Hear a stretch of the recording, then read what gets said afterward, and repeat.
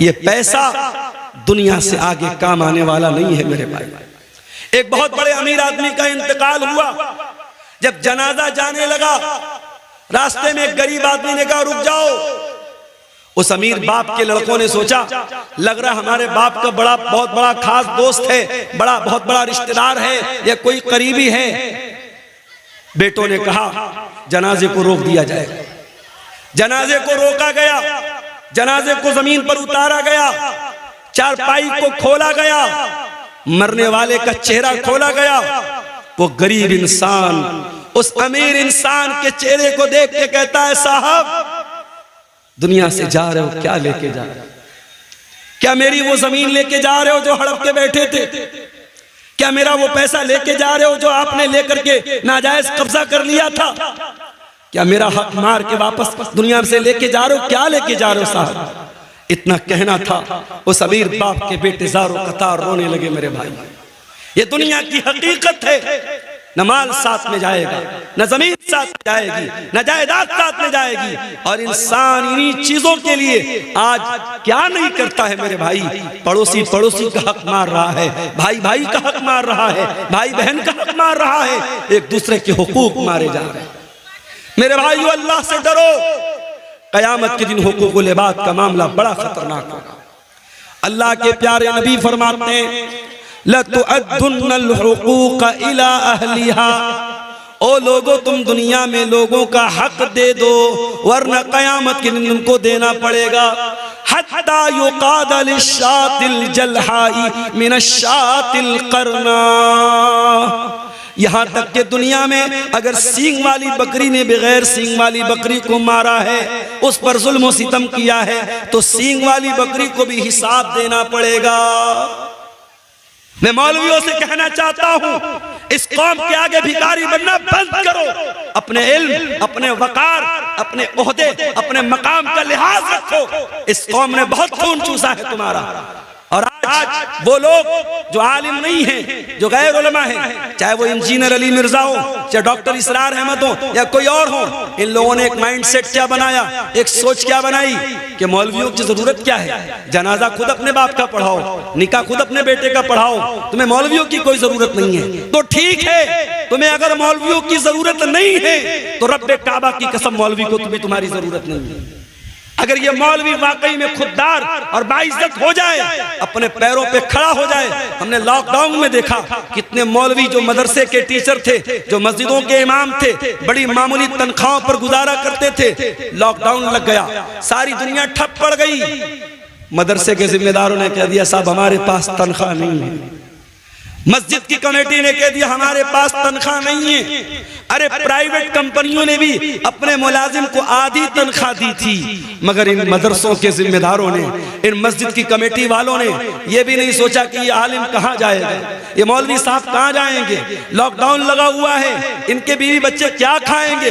कितने मौलवियों ने, बेचारों ने कर्जे लेके जिंदगी गुजारी है, लोगों से मदद मांग के गुजारा किया है। लॉकडाउन ने सिखा दिया कि आत्मनिर्भर बनना पड़ेगा, सेल्फ डिपेंड बनना पड़ेगा। और मैं कई उलमा को जानता हूं लॉकडाउन के बाद जिन्होंने तिजारत को अपनाया है, जिन्होंने बिजनेस को अपनाया है।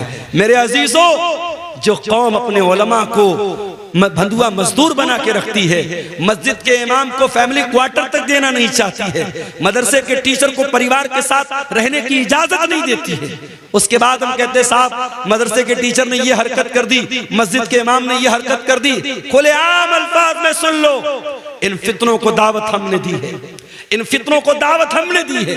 वो मौलवी शादीशुदा होकर बीवी से 6-6 महीने दूर रहता है, वो मदरसे का मुदर्रिस, वो मस्जिद का इमाम 6-6 महीने अपनी बीवी से, अपने बच्चों से दूर रहता है। कौन इसका जिम्मेदार है? उसकी बीवी अपने शौहर के रहने के बावजूद बेवा की जिंदगी बसर कर रही है, उसके बच्चे अपने बाप के रहने के बावजूद यतीम की जिंदगी बसर कर रहे हैं। अगर उस मौलवी की शहवत में अगर उबाल आया, उसने गलत कदम उठाया, वो मौलवी यकीनन गुनहगार होगा, वो आलिम यकीनन गुनहगार होगा, मगर गुनहगार तो ये समाज भी होगा, गुनहगार तो हम और आप भी होंगे कि हमारे पास अपने बच्चों के साथ तो रहने के लिए इंतजाम है, अपने उलमा के लिए फैमिली क्वार्टर का इंतजाम नहीं करते। मेरे भाइयों, अगर मस्जिद के इमाम के लिए फैमिली क्वार्टर का इंतजाम नहीं करते तो माफ करो, हटा दो इमाम को, खुद ही नमाज पढ़ो और पढ़ाओ, मत रखो इमाम को आप। फितनों को दावत मत दो मेरे अजीजों, ये दौर फितनों का दौर है और इस दौर का बहुत बड़ा फितना माल का फितना है। अल्लाह के प्यारे नबी ने फरमाया, लिकुल्लि उम्मतिन फितना व फितनतु उम्मती अल माल, हर उम्मत का एक फितना होगा और मेरी उम्मत का फितना क्या होगा? माल होगा। और अल्लाह के नबी ने यह भी फरमाया, याती अलन्नासी ज़मानुन ला युबालिल मरउ मिन ऐना खज़ल माल अमिन हलालिन अम मिन हराम। लोगों पर एक जमाना ऐसा भी आने वाला है, माल कमाने वाला इस बात की परवाह नहीं करेगा कि माल कहां से कमा रहा है, हलाल तरीके से कमा रहा है या हराम तरीके से कमा रहा है। हलाल के बहुत सारे तरीके हैं मेरे भाई। अगर आपके पास पैसा है, आपके पास टाइम नहीं है, शरीयत ने एक तरीका रखा है मुजारबत का। मुजारबत किसका मतलब क्या होता है? पैसा मेरा रहेगा, टाइम किसी और का लगेगा, एनर्जी किसी और की लगेगी। मैंने 1 लाख रुपया किसी को दे दिया कि भाई 1 लाख रुपया ले लो और इससे बिजनेस करो, और बिजनेस में जो प्रॉफिट होगा आधा तुम ले लेना, आधा हम ले लेंगे। लेकिन लॉस होगा तो लॉस का जिम्मेदार मैं रहूंगा, तुम नहीं रहोगे। और जो भी मुनाफा होगा परसेंटेज तय किया जाए, पैसा तय न किया जाए। अगर पैसा तय करेंगे तो गलत हो जाएगा। अगर कोई ये तय कर ले कि मैं 1 लाख रुपया दे रहा हूं और हर महीने तुम हमको 1000 दोगे, तो ये गलत हो जाएगा। हाँ, हर महीने जो भी प्रॉफिट होगा 50% तुम ले लो, 50 मैं ले लेता हूं, 60 तुम ले लो, 40 मैं ले लेता हूं। परसेंटेज तय कर सकते हैं, पैसा तय नहीं कर सकते। और प्रॉफिट में दोनों शेयर होंगे, लेकिन लॉस में सिर्फ पैसा लगाने वाला शेयर करेगा और जो मेहनत कर रहा है वो लॉस में शरीक नहीं होगा। ये भी कायदा है शरीयत का, कानून है शरीयत का। अगर इस कायदे की रोशनी में हलाल तरीके से हम मुजारबत करें तो बहुत पैसा कमा सकते हैं। मगर मसला ये है, आज इंसान अखलाकी तौर पर इतना गिर चुका है कि अगर मुजारबत के लिए मैंने किसी को पैसा दिया 1 लाख रुपया, तो वो कभी नहीं शो करेगा कि प्रॉफिट हो रहा है। वो कहेगा मौलवी साहब लॉस हो रहा है। एक इंसान दूसरे इंसान पर भरोसा करने को तैयार नहीं है, क्योंकि अखलाक इतना गिर चुका है मेरे भाइयों। इंसान धोखा देने में, फ्रॉड करने में देर नहीं करता है। मुसलमान ये भूल गया, उसके नबी का फरमान है, मन गशना फलैसा मिन्ना, जो धोखाधड़ी करे, जो फ्रॉड करे, जो अपने मुसलमान भाई के साथ गलत तरीके से व्यवहार करे, वो हम में से नहीं है। मुसलमान ये भूल गया। अल्लाह का कलाम कहता है, वैलुल लिल मुतफ्फिफीन अल्लज़ीना इज़ा क़तालू अलन नासी यस्तौफून व इज़ा कालूहुम औ वज़नूहुम युख़सिरून। बर्बादी है नाप तौल में कमी करने वालों के लिए। नाप तौल में कमी का मतलब सिर्फ यही नहीं होता कि तराजू में डंडी मार ली जाए, सामान कम तौल के दिया जाए।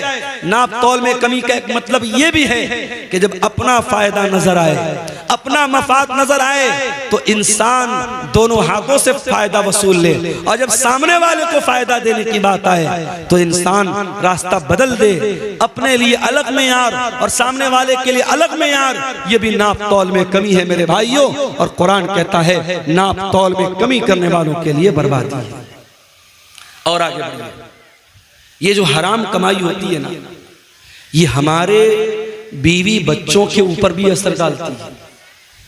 अगर आपके घर में हराम कमाई आई है, यकीन कर लो मेरे भाई, आपकी बीवी से आपके रिश्ते पर भी असर पड़ेगा।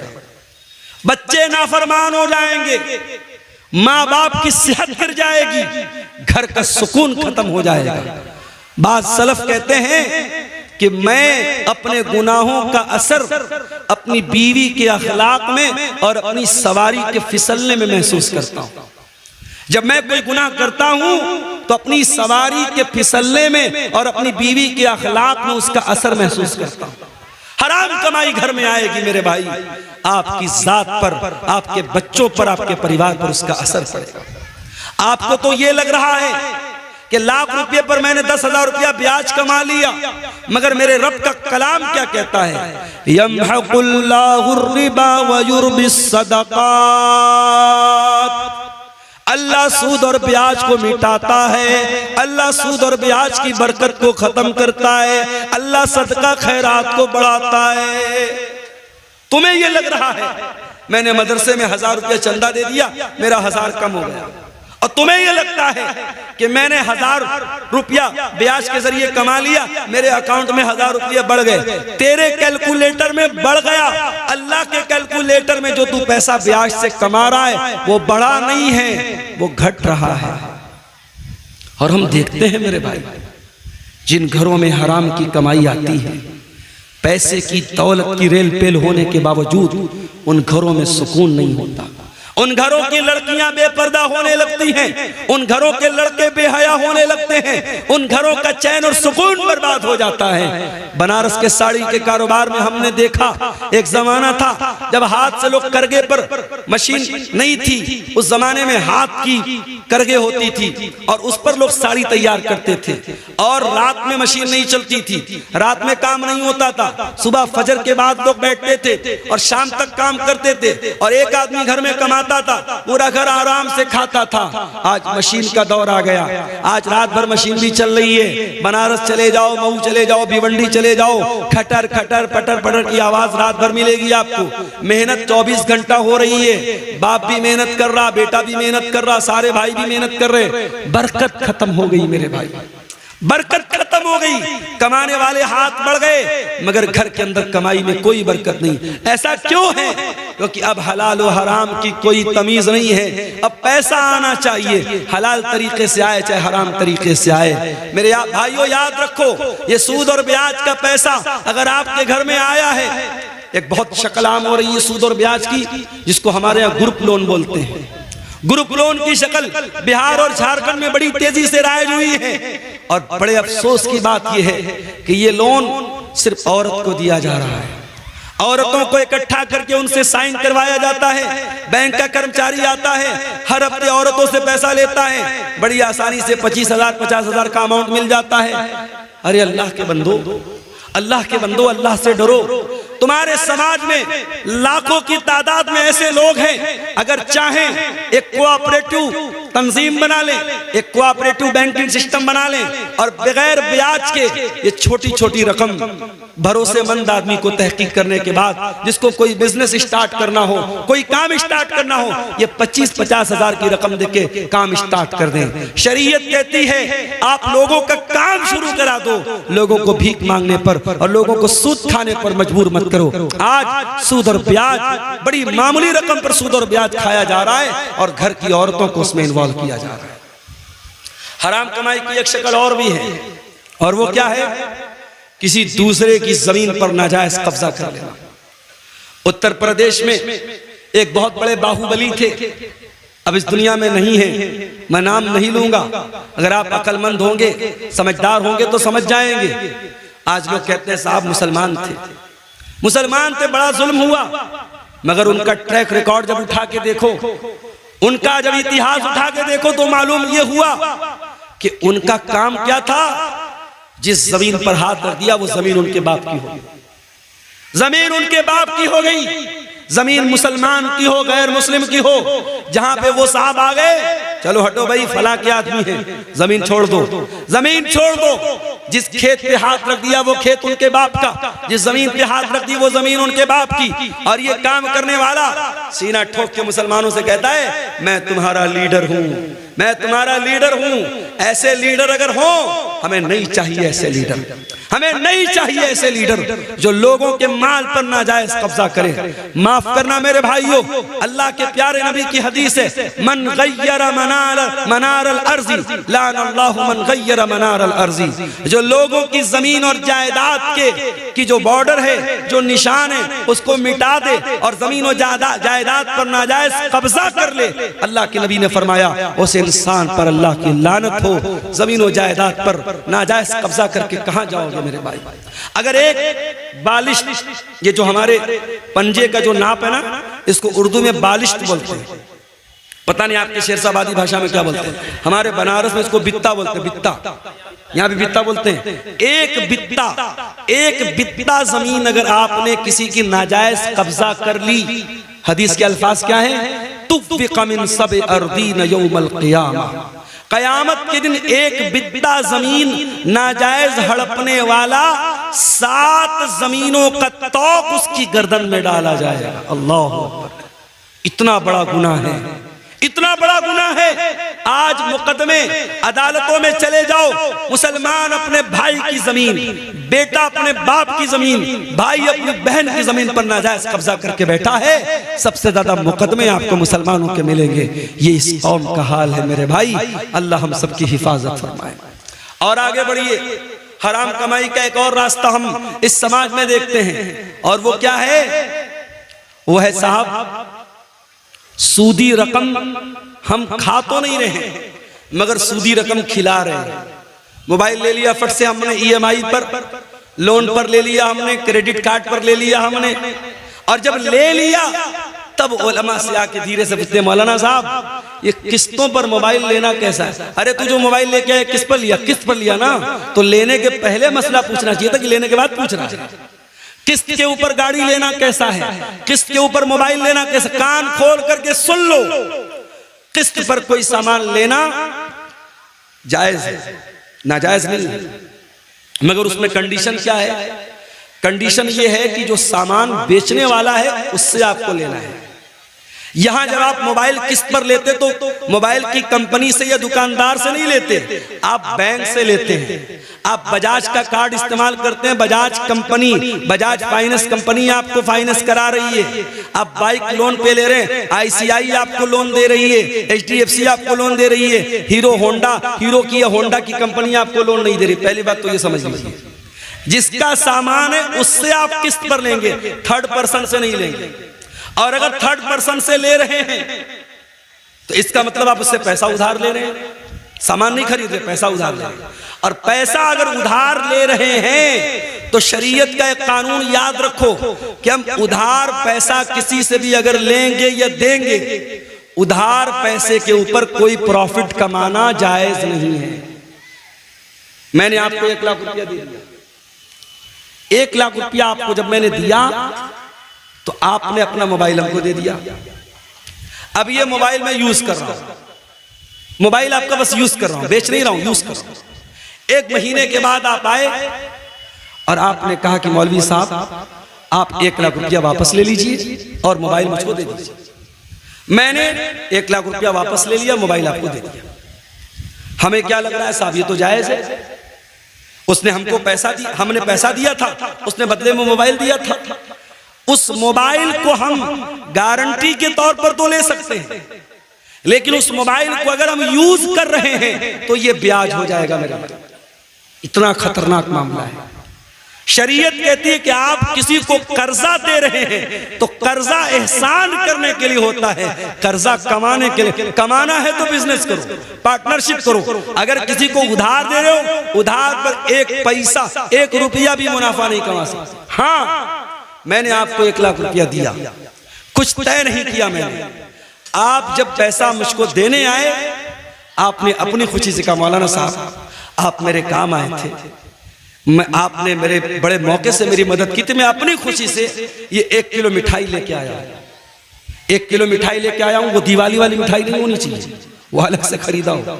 1 किलो मिठाई लेके आए बगैर मांगे, तो ये ब्याज में नहीं शामिल होगी, बल्कि ये अल्लाह के रसूल का तरीका था कि जब आप किसी से कर्ज लेते थे तो वापसी के टाइम कुछ बढ़ा के दे देते थे। ये बढ़ा के देना ये इंसानियत का और हुस्न अखलाक का तकाजा है, ये ब्याज नहीं है। लेकिन उधार में कोई किस्म का प्रॉफिट पहले से तय कर लेना और वो प्रॉफिट देना या लेना ये हराम है। और आप जब फाइनेंस पर मोबाइल लेते हैं तो 2%, 3%, 4%, 12% कुछ ना कुछ आप उसमें ब्याज देते हैं, और कुछ नहीं देते तो कम से कम अगर ईएमआई आपने टाइम से पेमेंट नहीं किया, महीने की 1 तारीख को ईएमआई का टाइम आया, आपने पेमेंट नहीं किया, तो पहली बात तो मोबाइल बंद हो जाएगा। मोबाइल का सिस्टम है वो लॉक रहता है, मोबाइल फौरन बंद हो जाएगा। और उसके बाद 2 दिन बाद आप जब पेमेंट करेंगे, अगर हर महीने 2000 दे रहे हैं तो 100 रुपया बढ़ा के देना पड़ेगा। ये जो बढ़ा के आप दे रहे हैं ये क्या है? यही सूद है, यही ब्याज है। और एक मोबाइल के लिए आप ब्याज दे रहे हैं। अल्लाह के प्यारे नबी फरमाते हैं लानल्लाहु आकिल रिबा व मुकिलहु व कातिबहु व शाहिदैहि। आपने फरमाया सूद खाने वाला, सूद खिलाने वाला, सूद लिखने बेचने वाला, सूद की गवाही देने वाला, सब पर अल्लाह की लानत। और आपने फरमाया सब बराबर हैं, हम सवा, सब बराबर हैं। ये सूद इतना बड़ा गुनाह है, ये ब्याज इतना बड़ा गुनाह है। अल्लाह के नबी फरमाते हैं, मुस्तदरक अल हाकिम की हसन दर्जे की रिवायत है, अर्रिबा सलासु व सबऊन बाबा, कि सूद के 70 से ज्यादा दरवाजे हैं, सूद के 70 से ज्यादा दर्जे हैं। ऐसरुहा अय्यन की हर रजुल उम्महु, और उसमें सबसे हल्का दर्जा ये है, इंसान अपनी सगी माँ के साथ जिना करे, अपनी सगी माँ के साथ जिना करे। कौन तसव्वुर नहीं कर सकता इंसान अपनी सगी माँ के साथ जिना, तो बड़ी दूर की बात है, उसको गलत नजर से देख भी नहीं सकता इंसान। सूद और ब्याज खाना अपनी सगी माँ के साथ जिना करने से बड़ा पाप है मेरे भाई। और ये पाप आज का मुसलमान धड़ल्ले से कर रहा है, रोजा नमाज करके कर रहा है, माथे पर सजदे का निशान लगा के कर रहा है, चेहरे पर दाढ़ी रख के कर रहा है। खबरदार मेरे भाई, इस सूद और ब्याज से बाज आ जाओ, बाज आ जाओ। इस हराम कमाई से अपने घरों को, अपने दामन को बचा जाओ। और आगे बढ़िए मेरे भाइयों, सहाबे किराम को देखिए। हजरत अबू बकर सिद्दीक, उनका एक गुलाम था, वो एक मर्तबा खाने की कोई चीज लाता है, हजरत अबू बकर सिद्दीक को देता है। हजरत अबू बकर मुंह में डाल लेते हैं। वो कहता है, अबू बकर क्या आपको मालूम है ये मिठाई जो मैंने आपको खिलाई है ये कैसी थी? मैं दौरे जाहिलियत में लोगों की किस्मत का हाल बताया करता था, और आज मुझे वही उसी दौर का एक आदमी मिल गया, इसका काम कभी मैंने किया था, और उसी दौर के तोहफे के तौर पर ये मिठाई उसने दी थी, जो मैंने ला के आपको दे दी और आपने खा ली। हजरत अबू बकर को जैसे ही अंदाजा हुआ कि ये कमाई हराम की है, उन्होंने फौरन अपने मुंह में हाथ डाला और उस मिठाई को, उस मीठी चीज को अपने हलक के नीचे उतरने न दिया, उल्टी करके कह करके बाहर निकाल दिया। ये सहाबे किराम थे। और यही नहीं, हमारे प्यारे नबी सल्लल्लाहु अलैहि वसल्लम अपने घर वालों को भी हलाल व हराम की बड़ी सख्ती से तालीम देते थे। आपके नवासे हजरत हसन रजी अल्लाह ताला अन्हु 5 साल के बच्चे हैं और मस्जिद के अंदर खेल रहे थे। खेलते खेलते मस्जिद के अंदर सदका की खजूरें आके रखी हैं, सदका की खजूर आके रखी है। हजरत हसन ने खजूर उठाई और खजूर उठा के मुंह में डाल ली। 5 साल के बच्चे को क्या पता कि खजूर कैसी है? उसको खजूर नजर आई, उसने उठाई, मुंह में डाल ली। नबी की नजर पड़ गई, नबी की नजर पड़ गई। नबी चाहते तो अपने बच्चे के, अपने नवासे के हाथ से छीन लेते, उसके मुंह में से निकाल लेते, मगर नबी ने तरबियत क्या की मेरे भाइयों। अल्लाह के प्यारे नबी ने अपने 5 साल के नवासे से फरमाया, बेटा थूक दे, बेटा मुंह से निकाल दे। अमा शऊरता अन्ना लाना कुल सदका, ऐ मेरे बच्चे क्या तू नहीं जानता कि हम सदका नहीं खाते? मेरे बच्चे ये सदका की खजूर है और तू नबी का नवासा है, तू नबी के अहले बैत में से। क्या तुझे मालूम नहीं कि तेरे नबी के ऊपर और नबी के अहले बैत के ऊपर सदका हराम है? सदका हराम है, नबी के अहले बैत पर सदका हराम है। ये तालीम दी है जनाब मोहम्मद रसूलुल्लाह सल्लल्लाहु अलैहि वसल्लम ने अपने 5 साल के नवासे। ये एहतियात थी मेरे भाई। बनारस में मुझे बहुत अच्छी तरीके से याद है, एक जमाना था, ये जो कपड़ा होता ना, कपड़ा, कुछ कपड़े ऐसे बनते थे बनारस में जिस पर मोर बना रहता था। मोर बना है या चिड़िया बनी है या बंदर बना है या कोई भी तस्वीर बनी है। उलमा का फतवा था कि कपड़े पर अगर फिगर बना है, उस फिगर वाले कपड़े की कमाई सही नहीं है। और बनारस में साड़ी का कारोबार करने वालों को बड़ा बड़ा ऑफर मिलता था, बड़ी बड़ी रकम मिलती थी कि अगर तुम तस्वीर वाला कपड़ा तैयार करोगे हम तुम्हें पैसा ज्यादा देंगे, तुम्हारी साड़ी महंगी बिकेगी। मगर एहतियात होती थी, लोग नहीं तैयार करते थे। और अगर किसी के बारे में पता चल जाता था कि वो इंसान अपने साड़ी के ऊपर, अपने कपड़े के ऊपर इमेज बना करके बेच रहा है, लोग उसके घर दावत नहीं खाते थे, लोग उसके घर खाना नहीं खाते थे। ये एहतियात बनारस में मैंने अपनी आंखों से देखी। मगर आज क्या हो रहा है? आज वो एहतियात खत्म हो गई मेरे भाई। आज एहतियात का दौर खत्म। आज बनारस में हजारों लोग साड़ी पर तस्वीर वाली साड़ी बनवा रहे हैं, बेच रहे हैं, कारोबार कर रहे हैं और कोई फर्क नहीं पड़ रहा है। पैसा कमा रहे हैं, दबा के पैसा कमा रहे हैं। याद रखो मेरे भाइयों, पैसा तो यहीं रह जाएगा, जमीन तो यहीं रह जाएगी, जायदाद तो यहीं रह जाएगी और हम मर करके अल्लाह के पास जाएंगे और अल्लाह पूछेगा, मेरे बंदे तेरे सामने हलाल के बहुत सारे रास्ते थे, तूने हराम क्यों अपनाया, तूने गलत क्यों अपनाया? इसलिए कि कयामत के दिन 5 सवालों का जवाब दिए बगैर अब्दुल गफ्फार को भी फुर्सत नहीं है, शेख वसीम मदनी को भी फुर्सत नहीं है, हमारे उलमा को भी फुर्सत नहीं है, आपको भी मोहलत नहीं है। 5 सवालों का जवाब तो सबको देना है। क्या सवाल होगा? ला तज़ूलु क़दमा इब्ने आदम मिन इंद रब्बिही यौमल क़ियामा। कयामत के दिन इंसान अपनी जगह से हिल नहीं पाएगा जब तक 5 सवालों का जवाब नहीं दे देगा। नंबर 1, अन उम्रिही फीमा अफ़ना, तूने अपनी जिंदगी को कहाँ गुजारा था। नंबर 2, व अन शबाबिही फीमा अबला, तूने अपनी जवानी को कहाँ गुजारा था। तीसरा सवाल, व अन मालिही मिन ऐन इक्तसबहू, तूने माल कहाँ से कमाया था। चौथा सवाल, व फीमा अनफ़क़हू, तूने माल कहां पर खर्च किया था।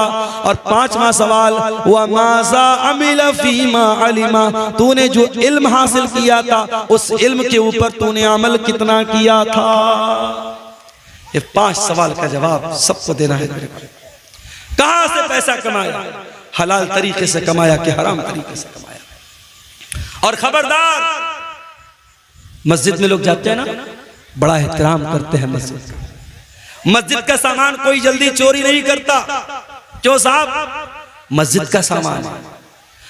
का सामान कोई बहुत घटिया आदमी होता है वही चोरी करता है। एक आम मुसलमान मस्जिद का बहुत एहतराम करता है। और तमाम मस्जिदों में सबसे बड़ी मस्जिद कौन है? मस्जिद हराम है, खाने काबा है। कान खोल करके सुन लो, एक मुसलमान की इज्जत, एक मुसलमान की जान, एक मुसलमान का माल, उसकी जो इज्जत है, उसका जो सम्मान है, उसका जो एहतराम है, वो खाने काबा से भी बढ़ करके। और दलील भी आपको पढ़ के सुना देता हूं। नबी ने आखिरी हज किया, हज्जतुल वदा का मौका है, नबी ने पहला और आखिरी हज किया है। बकरा ईद का दिन है, यौमुन नहर है, अल्लाह के प्यारे नबी मिना के अंदर हैं। अपने सहाबा से कहते हैं, अय्यो यौमिन हाज़ा, आज का दिन कौन सा दिन है? सहाबा कहते हैं, अल्लाह और उसके रसूल ज्यादा बेहतर जानते हैं। आपने फरमाया, क्या आज यौमुन नहर नहीं है, क्या आज बकरा ईद का दिन नहीं है? फिर आपने पूछा कि महीना कौन सा है? साहबा ने कहा, अल्लाह और उसके रसूल ज्यादा बेहतर जानते हैं। आपने फरमाया, क्या ये ज़िलहिज्जा का महीना नहीं है? फिर आपने पूछा, ये कौन सा शहर है? साहबा ने कहा, अल्लाह और उसके रसूल ज्यादा बेहतर जानते हैं। आपने फरमाया, क्या ये शहर मक्का नहीं है? उसके बाद आपने फरमाया, हो लोगो, इन्ना इन्ना दिमाकुम व अमवालकुम व आराज़कुम हरामुन अलैकुम कहुरमत यौमिकुम हाज़ा फी बलदिकुम हाज़ा फी शहरिकुम हाज़ा। ओ लोगो, तुम्हारी माल, तुम्हारा माल, तुम्हारी जान और तुम्हारी इज्जत और आबरू एक दूसरे के लिए हराम है, एक दूसरे के लिए हराम है। जैसे आज का ये दिन हराम है, जैसे ये महीना हराम है, जैसे ये शहर मक्का हराम है, जैसे मक्का का एहतराम करते हो, जैसे ज़िलहिज्जा का एहतराम करते हो, जैसे आज के दिन का एहतराम करते हो, एक मुसलमान अपने भाई की जान और माल का एहतराम करे। मेरे अजीजों, सहाबे किराम बड़ी एहतियात करते थे। हजरत साद बिन अबी वक्कास सहाबी रसूल हैं, उनके बारे में मशहूर था कि वो मुस्तजाबुद दावत थे। साद बिन अबी वक्कास जब दुआ करते थे, उनकी दुआ जल्दी कबूल हो जाती थी। किसी ने पूछा कि ऐ साद बिन अबी वक्कास, क्या बात है, आप कौन सा ऐसा अमल करते हैं कि आपकी दुआ बहुत जल्दी कबूल हो जाती है? तो हजरत साद बिन अबी वक्कास ने क्या जवाब दिया? कहा कि ऐ लोगों, मैं जब खाना खाता हूं तो मुझे मालूम होता है कि मैं वो खाना कौन सी कमाई का खा रहा हूं। मैं जब भी कोई लुकमा उठा करके अपने मुंह में डालता हूं, जब तक यकीन न हो जाए, जब तक कंफर्मेशन न हो जाए, जब तक ये मुतय्यन न हो जाए कि मैं हलाल कमाई का और पाकीज़ा कमाई का लुकमा खा रहा हूं, तब तक वो लुकमा अपने हलक के नीचे नहीं उतारता हूं। एक बहुत बड़े अहले हदीस आलिम का वाकया सीरत निगारों ने लिखा है। गालिबन अगर मेरी याददाश्त धोखा नहीं खा रही है, गालिबन ये मौलाना अब्दुल्ला गाजीपुरी का वाकया है।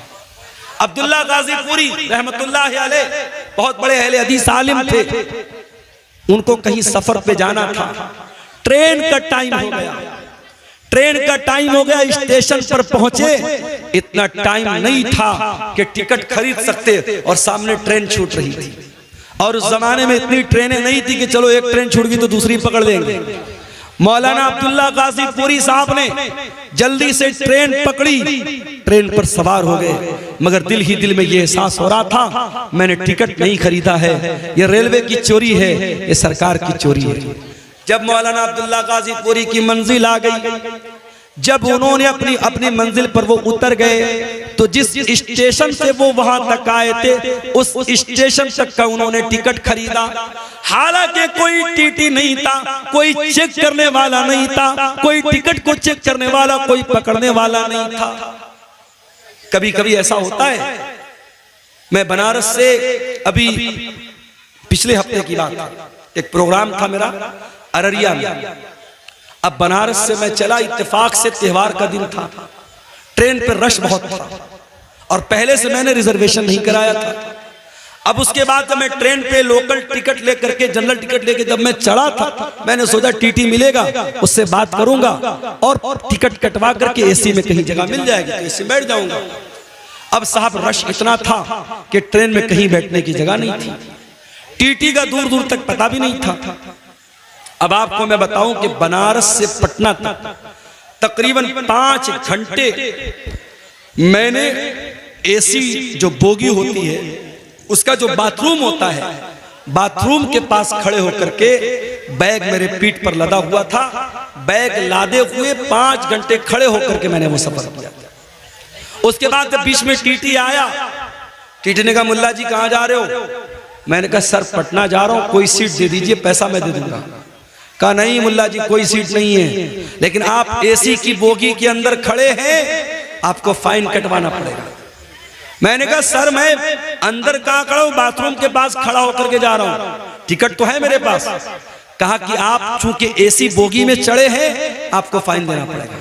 मैंने कहा जनरल में जाने लायक हालात नहीं है।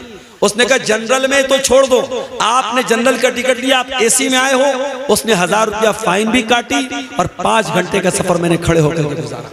आज हालात ये है, जब रश का टाइम होता है टिकट जल्दी नहीं मिलता है। मौलाना अब्दुल्ला गाजीपुरी उस दौर में वो टिकट बगैर खरीदे वापस जा सकते थे, मगर उनकी एहतियात देखो मेरे भाई, उनका तकवा देखो।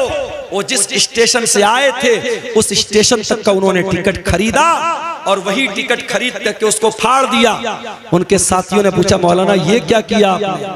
कहा मेरे भाइयों मैं रेलवे की ट्रेन का मैंने सफर किया था और मैं जल्दीबाजी में टिकट नहीं खरीद पाया था। मैंने जानबूझ करके उस स्टेशन का टिकट खरीद करके फाड़ दिया ताकि उतनी रकम सरकार के खजाने में चली जाए। ये हमारे उलमा थे, ये हमारे उलमा थे जो सरकार और हुकूमत और गवर्नमेंट की चोरी को भी चोरी समझते थे। और आज मुसलमान अपने मुसलमान भाई का सामान चोरी करने में भी दरेग नहीं करता है। मेरे अजीजों ये एहतियात अपने अंदर पैदा करो। सलफ कहा करते थे अतिब मतअमका तकुन मुस्तजाब दावात, अपनी कमाई को हलाल कर लो तुम्हारी दुआएं कबूल होने लगेंगी। इमाम अबू हनीफा रहमतुल्लाह अलैह बहुत बड़े इमाम गुजरे हैं, अल्लाह की रहमतें नाजिल हो उनके ऊपर। इमाम अबू हनीफा रहमतुल्लाह अलैह ने एक आदमी को कर्जा दिया, कर्जा दे दिया उसको, उसने समय पर टाइम पर कर्जा नहीं लौटाया। इमाम अबू हनीफा रहमतुल्लाह अलैह उस आदमी के दरवाजे पर गए। गर्मी का मौसम था, धूप निकली हुई थी और इमाम अबू हनीफा दरवाजे के पास खड़े हैं। दरवाजा खुलता है और उस इंसान के मकान के अंदर एक बहुत बड़ा पेड़ है, एक बहुत बड़ा दरख्त है। वो इंसान रिक्वेस्ट करता है इमाम साहब आप ठीक है पैसा लेने आए हैं, कर्जा लेने आए हैं, लेकिन इमाम साहब गर्मी का मौसम है, धूप बहुत तेज निकली है, आप मेरे दरवाजे के अंदर चले आए और इस पेड़ की छाया में आप आ जाएं, इस पेड़ की छांव में आ जाएं। आपको गर्मी लग रही है, धूप लग रही है, आप इतने बड़े आलिम में हमसे देखा नहीं जाता है, आपको शोभा नहीं देता है।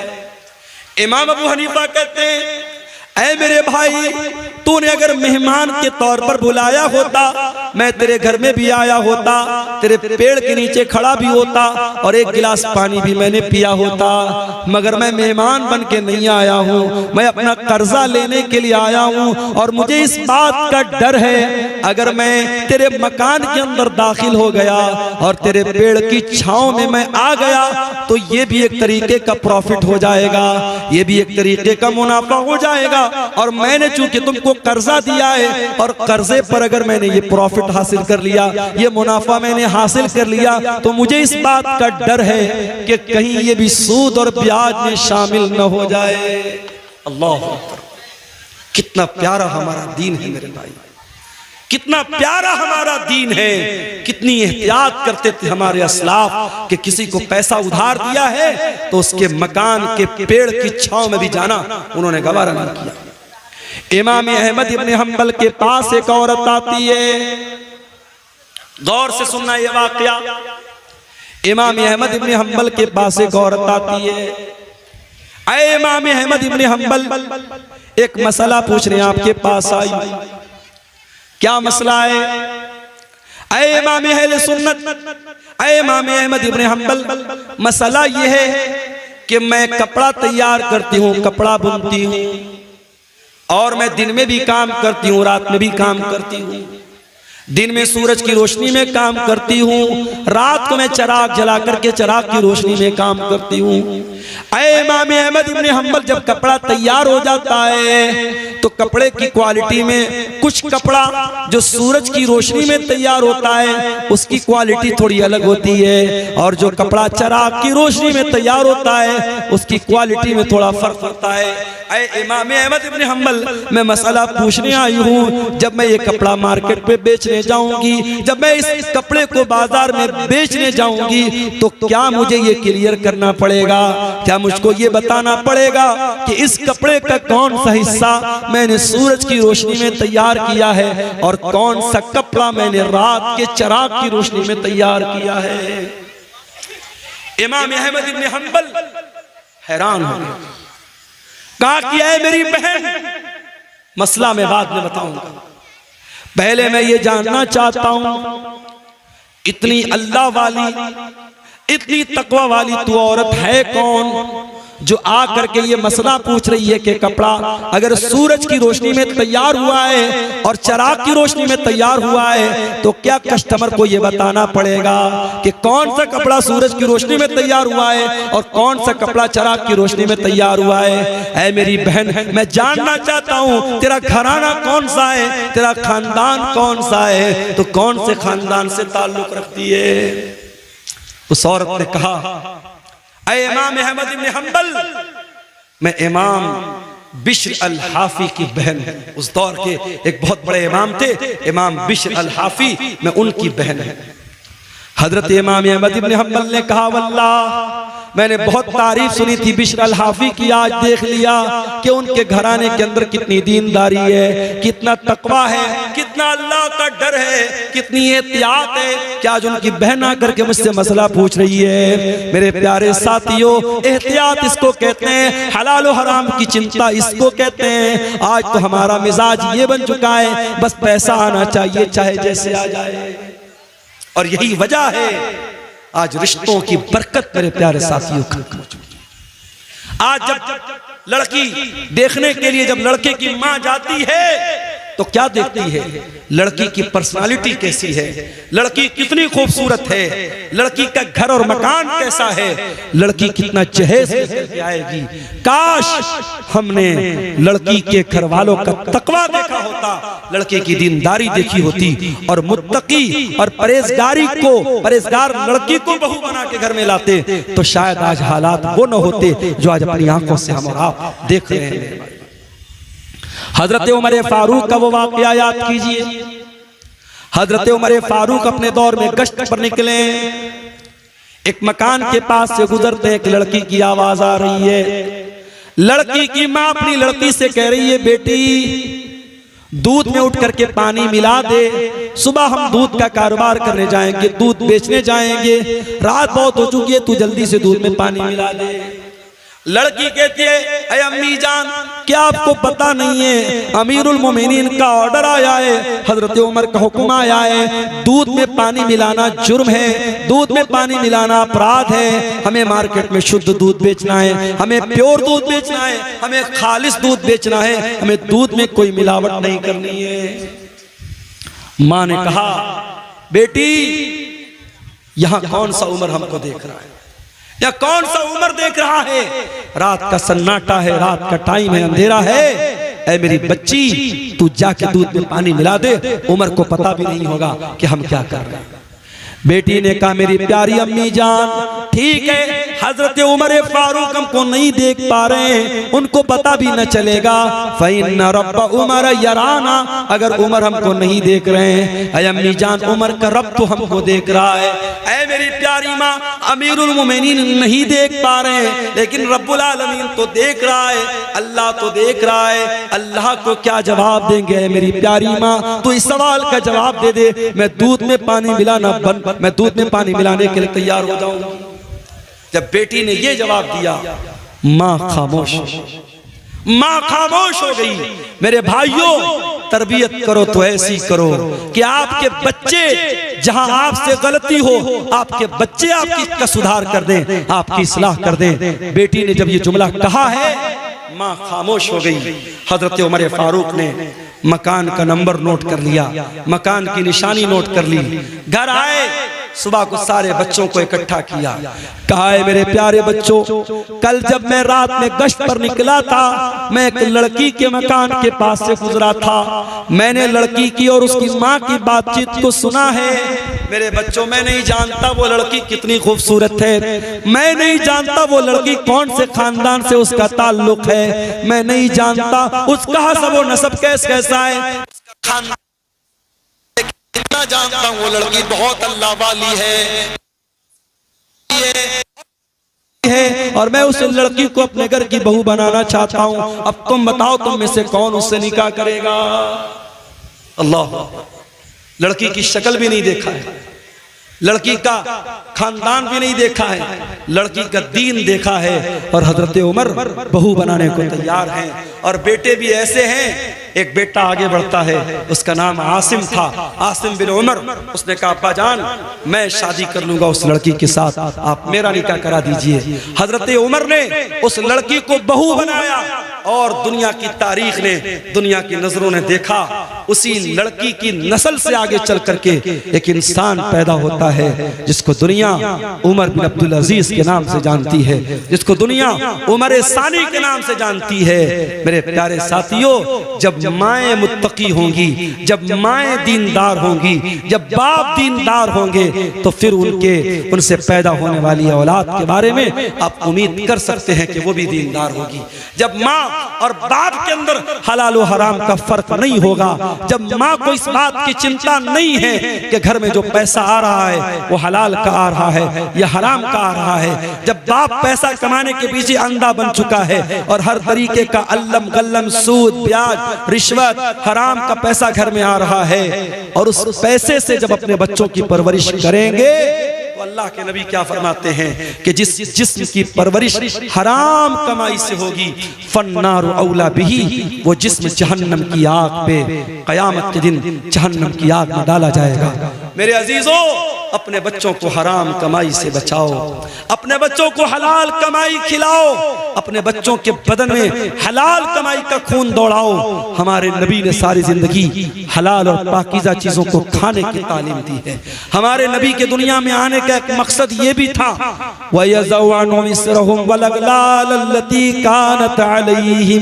मेरा नबी हलाल चीजों को तुम्हारे लिए, पाकीज़ा चीजों को तुम्हारे लिए हलाल करने आए थे, मेरे नबी नापाक चीजों को तुम्हारे लिए हराम करने आए थे, और मेरे नबी तुम्हारे कंधे के ऊपर, तुम्हारे ऊपर जो जंजीरें थी, जो बेड़ियां थी, उन बेड़ियों से तुमको आजाद करने के लिए दुनिया में आए थे।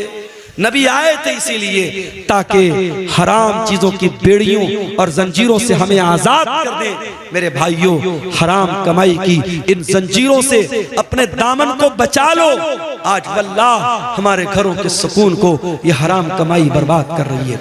और मैं फिर से कहता हूं, हर हराम का एक हलाल अल्टरनेट शरीयत में मौजूद है।